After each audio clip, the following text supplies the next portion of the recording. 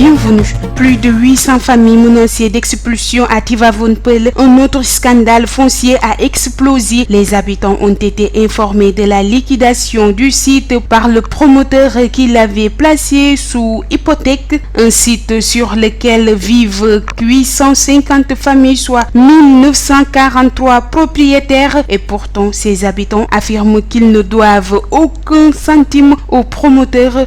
En outre, ces habitants restent convaincus qu'il y a des gens qui sont derrière le promoteur et qui veulent faire passer cette forfaiture, mais ils promettent de leur barrer la route et de mener le combat auprès des autorités.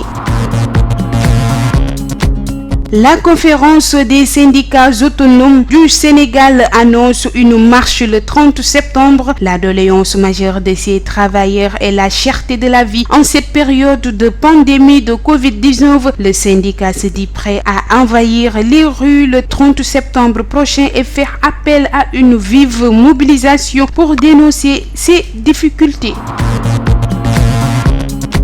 Salif Samba Diallo et son mouvement claquent la porte de Benno Bokk Yakaar. Une rumeur depuis quelque temps. C'est maintenant officiel. Salif Samba Diallo a démissionné de la coalition Benno Bokk Yakaar de Tambacounda. Ce dernier et son mouvement dénommé les jeunes leaders, le docteur Diallo, l'ont officialisé à travers un communiqué de presse. Un véritable coup dur pour la majorité présidentielle à Tambacounda à 4 mois des élections territoriales.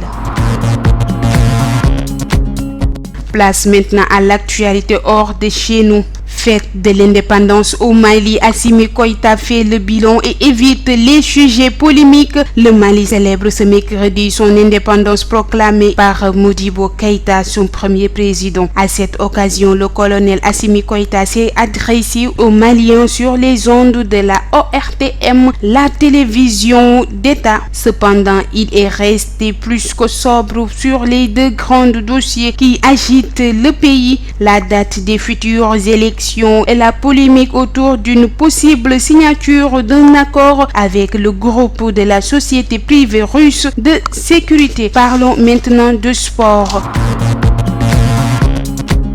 Privé de match à domicile, la Côte d'Ivoire se tourne vers le stade de Lat Dior. Coup dur pour la Côte d'Ivoire en tête de leur groupe éliminatoire au Mondial 2022 avec 4 points au compteur après 2 journées. Les éléphants ne pourront pas recevoir le Malawi le 6 octobre au pays lors de la prochaine journée. En effet, le stade d'Ebempe est indisponible pour cause de réfection de la pelouse et la Confédération africaine de football n'a pas homologué le stade de Yamoussoukro. Par conséquent, les hommes de Patrice Baumel devront accueillir leurs adversaires dans un pays voisin, probablement au Sénégal ou au Ghana. Mesdames, Mesdemoiselles, Messieurs, merci de votre attention. C'était tout pour ce flash d'information. Nous vous donnons rendez-vous d'ici quelques heures pour le Wolof.